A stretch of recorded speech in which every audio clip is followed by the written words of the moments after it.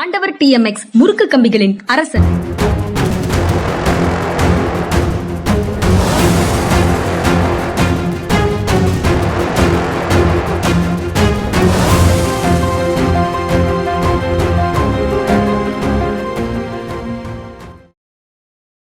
வணக்கம். இது மனிதா மனிதா. சார் வணக்கம் சார். வணக்கம்ங்க. வணக்கம் சார். இன்றைக்கு கலைஞர் மகளிர் உரிமை தொகை திட்டத்தில் மேலும் 15 லட்சம் பெண்களுக்கு மாதம் 1000 ரூபாய் அப்படின்னு அந்த திட்டத்தின் விரிவாக்கத்தை தொடங்கி வைக்கிறார் முதலமைச்சர் ஸ்டாலின். அதனுடைய பர்டிகுலர்ஸ், அதாவது அது தொடர்பான விவரங்கள் எல்லாம் நாளிதழ்களில் போட்டிருக்கிறாங்க. விளம்பரமும் நாளிதழ்களில் வந்திருக்குது. இதை அவ்வளவு ரொம்ப சாதாரணமான விஷயமாக தொலைக்காட்சியில உரையாட வரக்கூடிய நண்பர்கள், எதிர்கட்சிகளை சேர்ந்தவர்கள், ஆதரிக்கக்கூடியவர்கள் அதுல என்ன இருக்கு அப்படிங்கிற மாதிரி கேக்குறாங்க. நீங்க எப்படி பாக்குறீங்க சார்? ஒரு தரம் 10,000 கொடுத்தா தான் பெருசு, ஒவ்வொரு மாசம் 1000 ரூபாய் கொடுத்தா என்ன இருக்கு அப்படின்னு கேட்பாங்க. அதான் ஃபிகர் ஃபேசினேட் பண்ணல, எங்களுக்கு அது பரபரப்பை தரல, உற்சாகம் அளிக்கல. 1000 ரூபாய்ங்கிறது ரொம்ப எளிதான பணமாக தெரியுதுங்கிற ஒரு உணர்வா அது. இதே கேள்வி முதல்ல இன்ட்ரடியூஸ் பண்ணும்போது நான் சென்னைக்கு போயிருந்தேன். அங்கே சென்னையில் ஒரு டாக்ஸியில் போய்கிட்டு இருக்கும்போது, ஆட்டோவில் போய்கிட்டு இருக்கும்போது ஆட்டோ டிரைவர்னு கேட்டேன். அவர் சொன்னார், நாங்கள் 3 தலைமுறையாக திமுக. சென்னையில் திமுகவுடைய கோட்டையாக சென்னை இருக்கிறது காரணம் எங்களை மாதிரி ஆளுங்க, ஏழை எளியவர்னு சொல்கிறீங்கல்ல சார், நாங்கள் பரம்பரையாக திமுக சப்போர்ட்டராக இருக்கும். அது காரணம் இருக்குது, அவங்க எங்களுக்கு அவ்வளோ பண்ணியிருக்காங்க. ஆனால் இந்த 1000 ரூபா எந்த இம்பேக்டும் இங்கே பண்ணாது. 1000 ரூபா சென்னையில் பெரிய அமௌண்ட் கிடையாது. ஆனால் ரூரல் ஏரியாவில் 1000 ரூபா பெரிய அமௌண்ட்டு. இது ரொம்ப பெரிய இம்பேக்ட் கிரியேட் பண்ணும். அவர் சொன்னது அதுதான் உண்மை. ஒரு சிட்டியில் 1000 ரூபா ரொம்ப பெரிய அமௌண்ட் கிடையாது. ஆனால் ரூரல் ஏரியாவில் அது ரொம்ப பெரிய அமௌண்ட், வித்தவுட் எனி டவுட். வாழ்க்கையிலேருந்து கிடைத்த அனுபவம் அவரை ரொம்ப தெளிவாக பேச வச்சிருக்குது.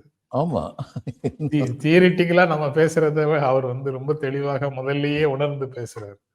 அவர் என்ன சொல்லிட்டாரு, இந்த 1000 ரூபா கொடுக்குறாங்க கொடுக்கல, நாங்கள் திமுக சப்போர்ட்டர் தான் சிட்டியை பொறுத்த மட்டும். ஆனால் ரூரல் ஏரியாவில் இது வரைக்கும் திமுகவுக்கு சப்போர்ட்டாக இல்லாமல் இருந்தவங்க கூட இதை பார்த்தோன்னே திமுக சப்போர்ட்டர் கண்டிப்பாக வருவாங்க. ஏன்னா இது அவ்வளோ பெரிய உதவி பெண்களுக்கு கொடுக்குறாங்க. ரொம்ப கரெக்டாக சொன்னார். இதோட சேர்த்து அந்த விடியல் பயணம் அப்படிங்கிற திட்டமாக கட்டணம் இல்லாத பயணம், இதையும் சேர்த்து பார்த்தாங்கன்னா பெண்கள் அவங்களுடைய மூவ்மெண்ட் ஒரு இடத்துல அடைந்து கிடப்பதற்கு பதிலாக வேலைக்காக அல்லது வெளி வேலைகளுக்காக அவங்க வீட்டை விட்டு வெளியில வருவதற்கான வாய்ப்புகள் ரொம்ப அதிகமாக இருக்குது. அதுல இதெல்லாம் உண்மை. ஆனால் ஆங்கிலத்தில் ஒன்று சொல்லுவாங்க, you have done your best, what about the next better அப்படின்னு தான் கேள்வி கேட்பாங்களாம். கிடைத்தது அனுபவித்துக் கொண்டிருக்கிறோம். சரி, இனிமேல் என்ன செய்ய போகுது? இந்த மரியோ பூசோ காட்ஸ் ஃபாதர்ல ஒன்று எழுதியிருப்பார். அது ரொம்ப அற்புதமான வார்த்தை. People are not grateful to you for what you have done, they are grateful to you for what you will be doing. நீங்கள் என்ன செய்தீர்கள் என்பதற்காக மக்கள் நன்றியுடையவர்களாக இருப்பதில்லை, என்ன செய்ய போகிறீர்கள் என்பதற்காக நன்றியுடையவர்களாக இருப்பார்கள். அப்படின்னு பார்த்தாலும் டிஎம்கே சொன்னதெல்லாம் செஞ்சிருக்காங்க, சொல்லாததையும் செஞ்சிருக்காங்க. இன்னைக்கு எல்லாத்தையும் செஞ்சு முடிச்சு இல்ல சார், எல்லாத்தையும் செஞ்சு முடிச்சிட்டாங்கன்னா அதுக்கப்புறம் நீங்க சொல்ற மாதிரி என்ன அடுத்தாப்புல என்ன செய்ய போறீங்க அப்படிங்கிற கேள்வி தானே வரும். ஆமா வரும். இதுல திராவிட கொள்கைன்னு இவங்க சொல்றாங்கல்ல, இந்த இவங்களுக்கு ரிசர்வேஷன், வீக்கர் செக்ஷன், இந்த poor and the under privilege அவங்களுக்கு செய்யறது, இதெல்லாம் பண்ணி அதன் மூலம் மேல வந்த 3வது ஜெனரேஷன், அது முதல் தலைமுறையை சேர்ந்தவர் என்கிட்ட ஒரு நாள் ரொம்ப வருத்தமாக சொல்லிட்டு இருந்தார். அவர் சொன்னார், நான் நாவித தொழில் செஞ்சுக்கிட்டு இருந்தேன்னா ஒரு 4 தலைமுறை எனக்கு முன்னாடி யோசிச்சு பார்த்தாலும் நாவித தொழில் தான் பண்ணிக்கிட்டு இருந்தோம். ஆனால் இப்போ என் பேர் பேங்க்ல பெரிய உத்தியோகத்தில் இருக்கவன் என்ன பிடிச்சி பேசிக்கிட்டு இருக்காங்க, எதுக்கு எடுத்தாலும் அதை செஞ்சிட்டோம் இதை செஞ்சிட்டோன்னு அப்படின்னு அவன் பேசுகிறான். எனக்கு விளங்கலை, நாங்கள் அவங்களுக்கு சரியாக சொல்லிக் கொடுக்காம விட்டோமா, எங்கே இருந்தோம் நீ எங்கே வந்திருக்கங்கிறத சரியாக சொல்லிக் கொடுக்காம விட்டோமா அப்படின்னு ஒரு கேள்வி கேட்டார். இதெல்லாம் கொஞ்சம் முக்கியமான பாயிண்ட். அடைப்புகளை நீக்கி வாய்ப்புகளை சமமாக்குறதுக்கான முயற்சிகளை தானே செய்யறோம் அரசு. அதுல கிடைக்கிற பெனிஃபிட்ஸ் தானே இதெல்லாம். அந்த சம வாய்ப்புகளை உறுதி செய்வதற்கு தடையாக இருந்தவை எவை, எப்படி அது நீங்கிச்சு அப்படிங்கிறத கண்டிப்பாக சொல்லித்தான் ஆகணும், சொல்லி கொடுத்துதான் ஆகணும். ஏன்னா இது எதனாலன்னு சொல்றேன் கேளுங்க. அதை சொல்லி கொடுக்கலன்னா ஏதோ இந்த 3வது தலைமுறையில் வந்து இவர் பேங்கரா வந்துட்டார்ல, 5வது தலைமுறையில மறுபடியும் பின்னுக்கு தள்ளப்படலாம். இந்த சேஃப்கார்டு இல்லைன்னா. அதுக்கு ஒரு உதாரணம் சமீபத்தில் வந்து ஒரு இதில் வந்து சோஷியல் மீடியாவில் வந்து ஒரு நியூஸ் வந்திருந்தது. எக்கனாமிக்கலி வீக்கர் செக்ஷன் சொல்லி எம்பிபிஎஸ்ல சீட் வாங்கினவங்க போஸ்ட் கிராஜுவேஷனுக்கு ₹1,00,00,000 பே பண்ணி போஸ்ட் கிராஜுவேஷன் சீட் வாங்கியிருக்காங்க. இது எப்படி பார்த்து சொல்லு? அப்போ அவங்க என்ன எக்கனாமிக்கலி வீக்கர் செக்ஷனா? அப்போ இது மாதிரி வந்து ஒரு குடும்பத்தை மறுபடியும் தயார் பண்ணி விட்டுட்டா 10%க்கு 20% ஆகிட்டா இது மாதிரி பண்ணி விட்டா அதுக்கப்புறம் அதெல்லாம் it will be at the expense of the other backward classes. அதுதான் உண்மை. அதனால இது இவங்களுக்கு தெரியல. எல்லாருக்கும் அதாவது எக்கனாமிக்கலி வீக்கர் செக்ஷனா நலிந்த பிரிவாக வாழ்க்கையில் வாய்ப்பு கிடைக்காமல் இருக்கிறவங்களுக்கு நிச்சயமா வந்து உதவி செய்யணும். அதுல சந்தேகம் இல்லை. ஆனா அது வந்து நேர்மையான உதவியா இருக்கணும். ஒரு பேரை போடுறோம், அதுக்கப்புறம் அது சொல்லுவாங்கல்ல, இதுலயே இந்த ரிசர்வேஷன்லயே வந்து லஞ்சம் புகுந்துருச்சுன்னா, நான் அடிக்கடி சொல்லியிருக்கேன், லஞ்சம் புகுந்துருச்சுன்னா ஃபார்வர்ட்ஸ் அமங் த பேக்வேர்ட்ஸுக்கு தான் பலன் கிடைக்கும். இந்த பேக்வேர்ட்ஸ் ரியல் பேக்வேர்ட்ஸ் பண வசதி இல்லாதவங்களுக்கு பலன் கிடைக்காம போயிடும். அதனாலதான் லஞ்சம்ங்கிறது ஒரு கேன்சரஸ் growth அப்படின்னு சொல்லி நான் திரும்ப திரும்ப சொல்லிட்டு இருக்கேன். அதே மாதிரி தான் இதுவும் எக்கனாமிக்கல் வீக்கர் செக்ஷன் பேரை வச்சுக்கிட்டு நீ வந்து உள்ள நுழைஞ்ச என்ன வேணாலும் பண்ணிக்கோ அப்படின்னு சொல்லிட்டா அதுக்கப்புறம் என்ன ஆகும்னா உண்மையிலேயே யாருக்கு தேவையோ அவங்களுக்கு கிடைக்காத நிலைமை வரும். அதுக்கப்புறம் இன்னைக்கு வந்து 3வது தலைமுறையில வந்து பேங்க்ல உட்காந்துக்கிட்டு இருக்க பையனுக்கு வந்து விளங்காம இருக்குல்ல, அதை விளங்க வைக்கணும். அதாவது நீங்க வந்து மற்றவங்களை நசுக்க பார்க்காதீங்க, ஆனா உங்களுடைய உரிமைகளை விட்டு கொடுக்காதீங்க. இந்த ரெண்டுமே முக்கியம் வாழ்க்கையில். இது நீங்க சொல்லும்போதுதான் இங்க தமிழ்நாட்டுல சமூக நீதி தொடர்பாக உருவாக்கி கொடுத்த வாய்ப்புகள் ஒரு பக்கம், அது அடுத்தடுத்த தலைமுறைகளுக்கு அந்த செய்தி வந்து பரவலாக போகுதா போகலையாங்கிறது ஒரு சிக்கலாக இருக்குது. போகலைன்னா என்ன ஆகும் அப்படிங்கிறது நீங்க பணிபுரிந்த மாநிலத்தில இருந்தும் பார்க்க முடியும். அந்த நிலச்சீர்திருத்தம் அப்படிங்கிறது முதல்ல ஒரு எவ்வளவு பெரிய எழுச்சியையும் மாற்றத்தையும் அந்த மக்களுக்கு கொடுத்தது. அடுத்தடுத்த தலைமுறைகளுக்கு அதனுடைய பலன்கள் என்னங்கிறது எப்படி தெரியாமல் போச்சு அப்படிங்கிறது அதையும் சேர்த்துதான் இதுல இருந்து பார்க்க வேண்டியதாக ஆமா இருக்கு. ஆமா அங்க எப்படி சார் அது அடுத்த தலைமுறைகளுக்கு போகாம போச்சு? அங்கேயும் இல்ல இதே அவங்க மாதிரி கிடைச்ச தானா? உடனே கிடைச்ச உடனே கொடுத்தவங்கள உதறி விட்டாங்க. கிடைச்ச உடனே கொடுக்கணும். ஏன்னா அது ஒன் டைம் ஆக்ஷன் போதும். ஏன்னா அந்த one time action permanent action ஆயிடுச்சு. இந்த உதாரணமா பெர்மனன்ட் ஆக்ஷன் ஆயிடுச்சு. ஆமா இந்த நம்ம இதுல வந்து குத்தகைக்கு நிலத்தை கொடுக்கறதுனாலே ரிஜிஸ்டர் பண்ணணும் அப்படின்னு இங்க சட்டம். ஆனா அங்க வந்து எப்படி இருந்ததுன்னா, இப்ப நான் வந்து நில உரிமையாளராக இருக்கேன். நீங்க வந்து குத்தகைக்கு வர்றீங்க அப்படின்னா 30 வருஷம் நீங்க குத்தகைக்கு பாடுபட்டு வேலை பார்த்துருப்பீங்க. அடுத்து வந்து நான் வந்து நாளையிலிருந்து நீங்க குத்தகை கிடையாது அப்படின்னு நீங்க ஒன்றும் செய்ய முடியாது. நீங்க வந்து கோர்ட்டுக்கு போனா நீங்க குத்தகைதாரரா இருந்தீங்கிறத ப்ரூவ் பண்ண வேண்டியது உங்களுடைய பொறுப்பு அப்படின்னு வெஸ்ட் பெங்கால் லேண்ட் ரிஃபார்ம்ஸ் ஆக்ட்ல இருந்தது அது வரைக்கும். இந்த லெஃப்ட் ஃப்ரண்ட் வந்து என்ன சொன்னாங்க, உங்களை நான் வெளியேற்றினேன்னா நீங்க குத்தகைதாரராக இதுவரை இருந்ததில்லைன்னு ப்ரூவ் பண்ண வேண்டியது ஏன் பொறுப்புன்னு கொண்டு வந்தாங்க. ஒண்ணுதான், the burden of proof lies with the land owner. இது ஒண்ணுதான் பண்ணாங்க. இது எவ்வளவு அதுக்கு இன்னொன்னு சொன்னாங்க, இது வந்து எக்ஸிக்யூட்டிவ் மேஜிஸ்ட்ரேட் கோர்ட்ல தான் இது வந்து விசாரிக்கப்படும். லாயர் கூட்டு வரக்கூடாது. அவங்கவுங்க தான் வந்து அவங்கவுங்க கேஸை சொல்லணும். இது இன்னொரு முக்கியமான விஷயம். ஏன்னா எனக்கு நான் லாயர் வைக்கிற வசதி இருக்கும், உங்களுக்கு லாயர் வைக்கிற வசதி இருக்காது. ஆனா ஏழை பாளைங்க 10 பேர் உங்க பக்கம் வந்து நின்று சாட்சி சொல்லுவாங்க, உண்மையை சொல்லுவாங்க. அப்ப இந்த 2 காரியமும் பண்ண காரணத்தினால இது குத்தகைங்கிறது வந்து ரிஜிஸ்டர்ட் ஆயிருச்சு. இன்னொன்னு சொன்னாங்க, குத்தகை உரிமை பரம்பரை உரிமைன்னு கொண்டு வந்தாங்க. 30 வருஷம் நீங்க வேலை பார்த்ததுக்கு அப்புறம் என் நிலத்தை வளங்குளிக்க வச்சதுக்கு அப்புறம் உங்க பையனை வந்து என் பையன் போப்பா உனக்கு எனக்கு சம்மந்தம் இல்லைன்னு சொல்ல முடியாதுன்னு கொண்டு வந்தாங்க. இதெல்லாம் கொண்டு வந்ததுனால என்னாச்சு, உங்களுக்கு மட்டும் இல்லை உங்க பரம்பரைக்கு வந்து சாஸ்வதம் ஆயிருச்சு. இனிமே லெஃப்ட் ஃப்ரண்டாவது பண்ணாங்கட்டது எனக்கு. திருப்பரங்குன்றத்துல இருக்கிறது தீபத்தூண் இல்ல, சர்வே தூண் தான் அப்படின்னு ஆர்டிஐ தகவல் அறியும் உரிமை சட்டத்தின் கீழே கேட்ட கேள்வி ஒன்றுக்கு இந்திய நில அளவைத்துறை பதில் சொன்னது நேற்று சமூக ஊடகங்கள்ல பரவலாக வந்திருக்குது. அது சர்வே கற்கள் 1871 நிறுவப்பட்டன. அதுல திருப்பரங்குன்றத்திலையும் 2 சர்வே கற்கள் அதே மாதிரி நிறுவப்பட்டிருக்கிறது அப்படின்னு அந்த பதில சொன்னதாக அந்த செய்தி சொல்லுது சார்.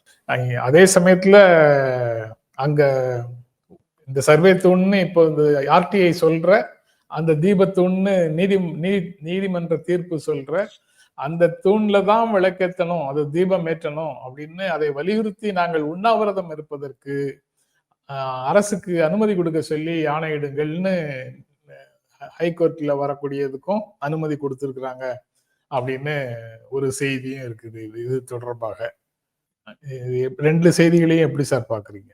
2வது கல் எங்க இருக்குன்னு நான் கேட்கிறேன். 2 கல் சொல்லியிருக்காங்க. இது ஆமா, ஒரு கல். இன்னொரு கல் எங்க ஆமா. இருக்கு? அதையும் கண்டுபிடிக்க ஆ, வேண்டியது தேவையா இருக்கு. அதையும் அவங்க லொகேஷன் சரி. சொல்ல முடியும்.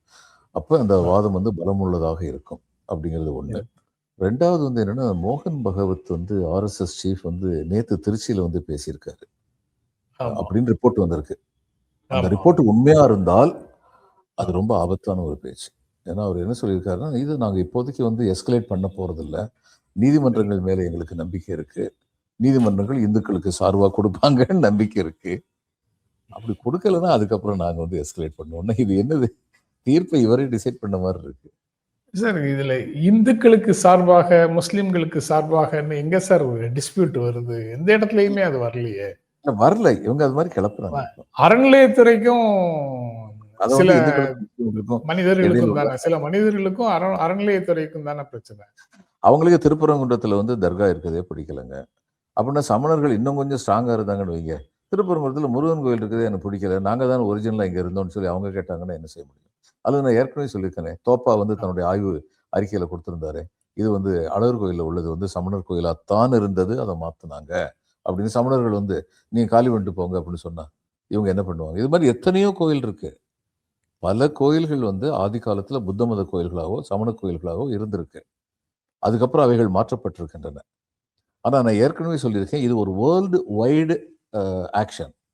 இதுல வந்து ரோம் நகரத்துல வந்து பேந்திக் ரிலிஜியனுடைய கோயில்களாக இருந்தவை அனைத்தும் கான்ஸ்டன்டைன் நினைக்கிற அந்த சக்கரவர்த்தி வந்து கிறிஸ்துவ மதத்தை அவர் தழுவுனதுக்கு அப்புறம் அதிகாரப்பூர்வமாக அரசு ஆதரவு கிடைச்ச உடனே கிறிஸ்தவ மதம் எந்த ஒரு மதத்துல வந்து கிறிஸ்துநாதர் சொன்னாரோ ஏழைகள் பாக்கியவான்கள் ஏனென்றால் மோட்ச ராட்சியம் அவர்களுடையதுன்னு ஏன் சொன்னாரு?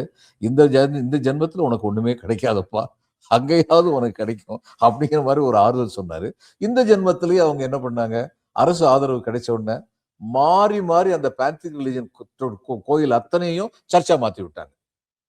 அதுதான் சொல்றேன், இது வேர்ல்டு வைடு கான்செப்ட். அது ஆனா எத்தனை நாளைக்கு தான் இப்படி நடக்கிறத அனுமதிச்சுக்கிட்டு இருக்கணும்? அப்போ இன்னைக்கு வந்து ஜனங்களுக்கு வந்து மெச்சூரிட்டி இருக்கு, டாலரன்ஸ் இருக்கு. அவங்கவங்களுடைய மதத்தை அவங்கவங்க ஃபாலோ பண்ணட்டும். நம்ம மேல இடைஞ்சல் பண்ணாம இருக்க வரைக்கும் சரி. அப்படிங்கிற ஒரு உணர்வு வந்ததுன்னா, நம்முடைய கவர்மெண்ட் வந்து என்ன சொன்னாங்க? 1947 15த் ஆகஸ்ட்ல என்ன ஸ்டேட்டஸ் கோ இருந்ததோ, அந்த ஸ்டேட்டஸ் கோ தான் இனிமே இருக்கணும். இந்த பாபரி மஸ்ஜித் ஒண்ண தவிர அப்படின்னு சொன்னத ஃபாலோ பண்ணணும். அத விட்டுட்டு நாங்க அங்க சிவலிங்கத்த கண்டுபிடிச்சோம், இங்க சிவலிங்கத்த கண்டுபிடிச்சோம்னு வரிசையா பேசிக்கிட்டே போறாங்க. சிவலிங்கம் வொர்ஷிப் வந்து தமிழ்நாட்டுல தான் இருந்தது ஒரிஜினலா. வடநாட்டுல ஒரே ஒரு இடத்துல சிவலிங்க வொர்ஷிப் இருந்தது. அது இதுல காசி விஸ்வநாதர் கோயில்ல. அந்த காசி விஸ்வநாதர் கோயில்ல அந்த முதல் பூஜை நடத்துற உரிமை பெற்றவங்க நம்முடைய நாட்டுக்கோட்டை செட்டியார். அந்த காலத்துல அவங்க வந்து 7 துறைமுகங்களுக்கு போய் வியாபாரம் பண்ணாங்கன்னு சொல்லுவாங்க. பர்மால ஒண்ணு, இது ப இதுல பெனாரஸ்ல, அதுக்கப்புறம் கல்கத்தால, அதுக்கப்புறம் தாய்லாந்துல, இந்த மாரி வரிசையா சொல்லுவாங்க. வியட்நாம்ல இது மாரி வரிசையா சொல்லுவாங்க. அவங்க போன இடத்துல சைவத்தையும் தமிழையும் வளர்த்தாங்க. போன இடத்துல எல்லாம். அப்ப அவங்களுக்கு வந்து அந்த உரிமை விட்ட இடத்துல சிவா வொர்ஷிப் வந்து லிங்கா வொர்ஷிப் இருந்தது. மத்தபடி வடநாட்டுல லிங்கா வொர்ஷிப்ன்னு சொல்லி அதிகமா இருந்தது கிடையாது. லிங்க வொர்ஷிப்ங்கிறது வந்து இங்க தான் இருந்தது. ஏன்னா இதுவும் வந்து அதாவதுங்க இத வந்து ஒரு மதத்துடைய ஒரு ஃபெனட்டிசிசமா பார்க்காம, எப்படி மதங்கள் உருவாயின, எப்படி மதங்கள் வளர்ந்தன, எப்படி அவைகள் முந்தைய மதங்களின் அம்சங்களை எடுத்துக்கொண்டன அப்படிலாம் பார்த்தோம்னா, சிவலிங்கம் அப்படிங்கிறது வந்து பேந்திக்கல் இயற்கை வழிபட்டவர்கள் வந்து ஆண்குறி, பெண்குறி 2ம் இணைந்து தான் உலகத்தில் அ கிரியேஷன் இருக்கு அப்படிங்கிறதுக்கு அடையாளமா தான் சிவலிங்கத்தை வச்சிருந்தா சொல்லுவாங்க முதல்ல. இன்னைக்கு வரைக்கும் அந்த இது இருக்கிறது. ஆனா சில விஷயங்கள் வந்து மக்கள் மனசுல இருந்து எடுக்கவே முடியல. அப்ப புதுசா வந்து சைவத்த வந்து வளர்க்கணும்னு நினைச்சவங்களுக்கு லிங்க வொர்ஷிப்ப மனசுல இருந்து எடுக்கவே முடியலன்னு என்ன பண்ணாங்க? லிங்கம் வந்து சிவலிங்கம், அதாவது சிவலிங்கம்ங்கிறது சிவபெருமான குறிக்குதுன்னு சொல்லிட்டா 2ம் சேர்ந்துருச்சு. ரிகவரி ஆஃப் ஃபெய்த்ல வந்து டாக்டர் ராதாகிருஷ்ணன் வந்து ரொம்ப அழகா எழுதியிருக்காரு. இதுக்கு போவாங்க, ட்ரைபல் ஏரியாவுக்கு போவாங்க. அங்க காளை மாட கும்பிட்டுக்கிட்டு இருப்பாங்க. அப்ப முதல்ல செஞ்சவங்க யாரும் மத்த மதங்கள அழிக்கணும்னு நினைக்கல. அதாவது பேன் இந்தியா ரிலிஜியன கிரியேட் பண்ணணுங்கிறது அவங்களுடைய எய்மா இருந்திருக்கலாம். அப்ப அவங்க என்ன பண்ணாங்க? சனாதனவாதிகள் வந்து என்ன பண்ணாங்க? உன் கடவுள் வந்து காளமாடு. என் கடவுள் வந்து சிவபெருமான். ஒரு வாகனத்த கிரியேட் பண்ணிட்டாங்க சிவபெருமானுக்கு, காளமாட.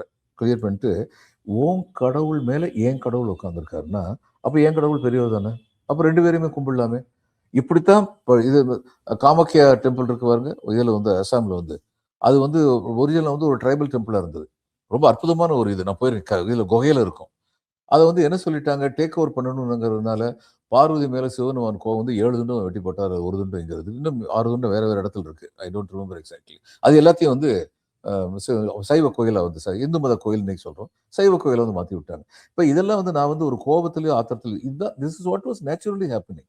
நான் சொன்னேன் உலகம் பூரா அது மாதிரி தான் நடந்துகிட்டு இருந்தது. இங்கே அது மாதிரி நடந்துகிட்டு இருந்தது. நான் சொல்றேன் எத்தனை நாளைக்கு தான் இதை நடக்கிறத அனுமதிச்சுக்கிட்டே இருக்க முடியும்? இன்னைக்கு வந்து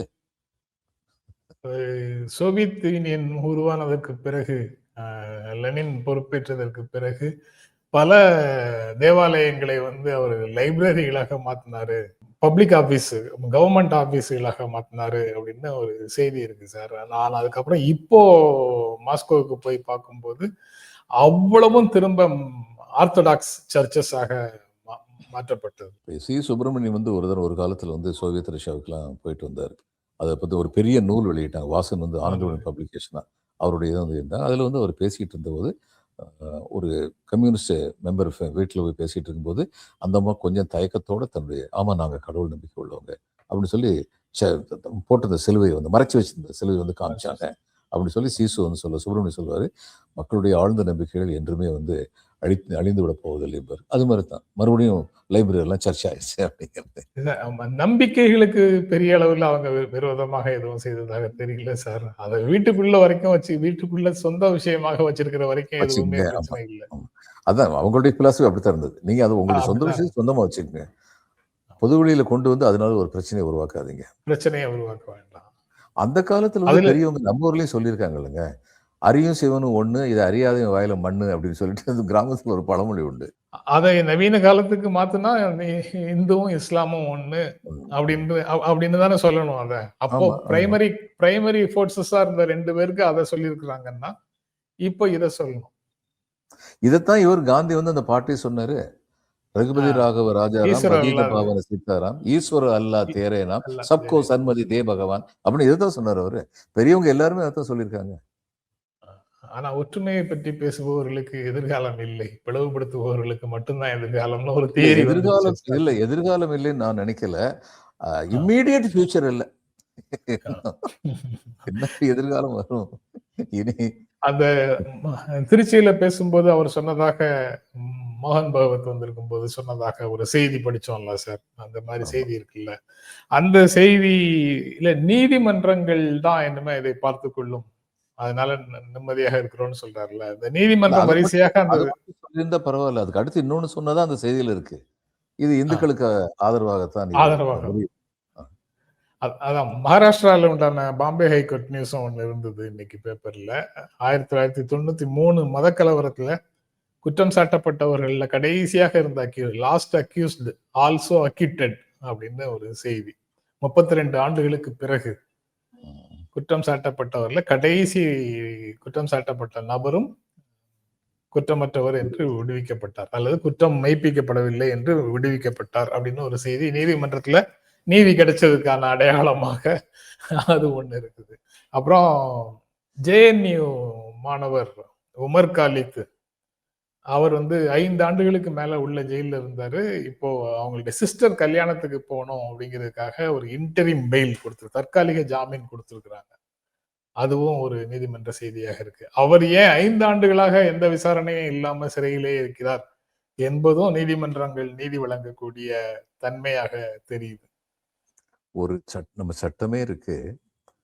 ஒரு குற்றம் சாட்டப்பட்டிருக்கிறார், ஒரு குற்றம் இழைத்ததாக குற்றம் சாட்டப்பட்டிருக்கிறார். அந்த குற்றத்துக்கு வந்து இன்னைக்கு ஐபிசி இன்னைக்கு வேற வேற சொல்றாங்களே, அதனுடைய மேக்சிமம் பனிஷ்மெண்ட் வந்து இத்தனை ஆண்டுகள்னு சொல்லியிருக்காங்கன்னு வைங்க. அத்தனை ஆண்டுகள் சார்ஜ் ஷீட் இல்லாம அல்லது கேஸ் நடந்து முடியாம ஒருத்தர் ஜெயில இருந்திருந்தாருன்னா அவரை விடுதலை பண்ணிடணும். அதான் நியாயம். ஆனா அப்படி இல்லாம எத்தனை பேர் வந்து ராட்டிங் இதுல இருக்காங்க. சல்மான் கான் வந்து இதுல வந்து அந்த மானை வந்து சுட்டு கொண்டதுல அவர் மேல வந்து மான் சுட்டு கொண்டதுலையா அல்லது பிளாட்ஃபார்ம்ல வந்து ஆட்கள் மேல கார் ஏற்றியோ ஒரு வழக்கு, ஆமா கார் ஏற்றின வழக்குல 5 ஆண்டு தண்டனை வந்து செஷன்ஸ் கோர்ட் வந்து கொடுத்தது. போர்னோம் முற்பகல், பிற்பகல்ல அவருக்கு ஹைகோர்ட் வந்து ஜாமீன் கொடுத்தது. அது காரணம் என்ன சொன்னாங்க, ஒருத்தர் எந்த காரணத்துக்காக ஜெயிலுக்கு போறோம்னு தெரியாம இருக்கிற நிலைமையில, ஏன்னா அந்த sessions court order full judgment வந்து காப்பி வந்து இமீடியட்டா கிடைக்காது. அது தெரியாத நேரத்தில் ஒருத்தர் ஜெயிலுக்கிறது நியாயம் இல்லை. அது சரிதான், அந்த அந்த ஆர்குமெண்ட் சரிதான். ஆனா என்னுடைய கேள்வி எல்லாம், உங்களுடைய நீதிமன்றத்தின் இது பாம்பே ஹைகோர்ட்டுடைய ஜூரிஸ்டிக்ஷனுக்குள்ள எத்தனை 1000 பேர் இது மாதிரி காரணம் தெரியாமல் ஜாமீன் பெறாமல் ஜெயிலில் வாடுகின்றார்கள்? நீங்க ஒரே டே எல்லாருக்கும் ஆர்டர் கொடுக்கல? கொடுத்துருக்கணுமே. அப்படின்னா நம்ம மனசுல என்ன வருது? ஏழைக்கு ஒரு நீதி, பணக்காரனுக்கு ஒரு நீதி அப்படின்னு தான் இருக்கு. இப்போ கடைசியில் என்ன சொன்னாங்க, ஒரு ஜோக் ஒன்று சொன்னாங்க. இந்த மானை சுட்டு கொண்டார் மணிப்பூர் தான் நினைக்கிறேன். அந்த மான் சுட்டு கொண்டது உள்ள கேஸில் சல்மான் கானுக்கு அநேகமாக ஒன்றும் ஆகாது. ஏன்னா மான் ஏற்கனவே ஒரு ஸ்டேட்மெண்ட் கொடுத்துருக்கோம், நான் தற்கொலை தான் பண்ணிக்கிட்டேன்னு. அதனால சல்மான் கானுக்கு ஒன்றும் ஆகாதுன்னு நான் ஜோக் சொல்லிட்டு இருந்தேன். அதாவது அவருக்கு ஒண்ணுமே ஆகாது. அதே சமயம் இந்த இம்பீச்மெண்ட் மோஷன் தொடர்பாக நீதித்துறையை திமுக அச்சுறுத்துகிறது அப்படின்னு பிஜேபி மக்கள் எல்லாரும் பேசுறாங்க. அங்க நாடாளுமன்றத்திலையும் நீதித்துறையை அச்சுறுத்துகிறது. ஒரு தீர்ப்புல உங்களுக்கு உடன்பாடான தீர்ப்பு வரலன்னா உடனே நீங்க இம்பீச்மெண்ட் கொண்டு வந்துருவீங்களா அப்படின்னு ராஜா அவரும் தெளிவுபடுத்தியிருக்காரு. அவர் என்ன சொல்லியிருக்காரு, இவற்றை நம்ம ஆர்கே தான் இதை நியூஸா போட்டிருக்காரு. டாக்டர் ராதாகிருஷ்ணன் என்ன தெளிவுபடுத்தியிருக்காருன்னா, நாங்கள் போன ஆகஸ்ட்லேயே 13 அல்லது 15 அவருடைய தீர்ப்புகளை பற்றி எங்களுடைய கவலையை தெரிவித்து நடவடிக்கை எடுங்கன்னு சொல்லி ராஷ்டிரபதிக்கும் சீஃப் ஜஸ்டிஸ் ஆஃப் சுப்ரீம் கோர்ட்டுக்கும் நாங்கள் கடிதம் எழுதினோம். ஆனால் அதுக்கு எந்த பதிலுமே இல்லை. பல கடிதங்கள் அந்த சீசன்ல பல கடிதங்கள் பலரிடம் இருந்து வந்திருக்கு அப்படின்னு சொல்றாங்க சார். காங்கிரஸும் அதை சொல்லுது. ஆமா, அப்படி எந்த நடவடிக்கையுமே இல்லைங்கிறதுனால இம்பீச்மெண்ட்டுக்குன்னு போகணும்னு முடிவெடுத்துட்டோம். இம்பீச்மெண்ட்டுக்கு போகணும்னு நாங்கள் முடிவெடுத்து இந்த திருப்பரங்குன்றம் நிகழ்வுக்கு முன்னாடி அப்படின்னு சொல்லி ராஜா சொல்லியிருக்காராம். ஆனால் இந்த நேரத்தில் வந்ததுனால எல்லாரும் அப்படித்தான் பேச பார்ப்பாங்க.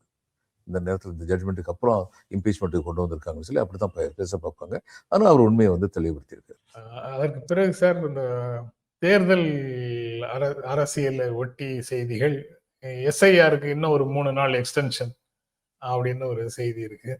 அது ஏன் என்று தெரியல. எல்லாமே ஒரு வாரம் போதும் அப்படின்னு அதிமுக பொதுச் செயலாளர் சொல்லிட்டு இருந்தாரு. ஆனா இவங்க எக்ஸ்டென்ஷனுக்கு மேல எக்ஸ்டென்ஷனாக கொடுத்துக்கிட்டே இருக்கிறாங்க. வெஸ்ட் பெங்காலுக்கும் தமிழ்நாட்டுக்கும் இப்போ ப்ராமினெண்டா அந்த ரெண்டும், மீதி எல்லா மாநிலங்களுக்குமே இன்னும் ஒரு 3 நாள் டிசம்பர் 14th வரைக்கும் எக்ஸ்டெண்ட் பண்ணியிருக்கிறாங்க. அது புதியவர்களை சேர்க்கிறதையும் சேர்த்து முடிச்சிடலாம் அப்படின்னு ஒரு காரணத்தை சொல்றாங்க அதுக்கு.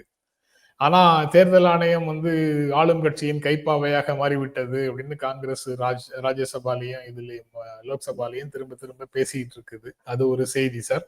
அப்புறம் எடப்பாடி பழனிசாமியை நயினார் நாகேந்திரன் சந்தித்தார். பாஜக மாநில தலைவர் அதிமுக பொதுச் செயலாளரை சந்தித்து பேசினாரு. நாளை 14th உள்துறை அமைச்சர் அமித்ஷாவை நான் சந்திக்க இருக்கிறேன். அது தொடர்பாக இவர்கிட்ட பேசின விஷயத்த அங்க போய் ஷேர் பண்ண போறேன். மற்றபடி கூட்டணி தொடர்பாகவோ தேர்தல் தொடர்பாகவோ நாங்க 2 பேரும் பேசிக்கொள்ளவில்லை அப்படின்னு என்ன பேசினாங்க? தமிழ்நாட்டு உப்புமா நல்லா இருக்கும்னு சொல்லி இபிஎஸ் சொன்னாரா? அதை போய் அமித்ஷாட்ட சொல்ல போறாரா நயினார்? அரசியல் பேசாம வேற என்ன பேச வேண்டியது? அதாவது இவற்றை போய் சொல்றேன்னு சொல்லும் போது அரசியல் தவிர வேற எதை பத்தி சொல்ல? அது தவிர காங்கிரஸ், அதிமுக, பாட்டாளி மக்கள் கட்சி, இப்படி கட்சிகள் எல்லாமே விருப்ப மனு, எல்லா தொகுதிகளுக்குமான விருப்ப மனு வாங்குவதற்கான அறைகூவல் கொடுத்திருக்கிறாங்க. அது விருப்ப மனு 15ஆம் தேதிக்குள்ள கொடுக்கணும்னு சில கட்சிகள், 15ஆம் தேதியிலிருந்து கொடுக்கணும்னு சில கட்சிகள், அப்படின்னு வரிசையாக அந்த செய்திகள் எல்லாம் இருக்குது சார். அசம்பிளி எலெக்ஷனுக்கான வேகம் அதிகரித்து விட்டது அப்படின்னு பார்க்கலாமா? ஆமா, தி election fever has started. Okay sir, நாளைக்கு தொடர்ந்து பேசலாம் சார். ரொம்ப நன்றி, வணக்கம்.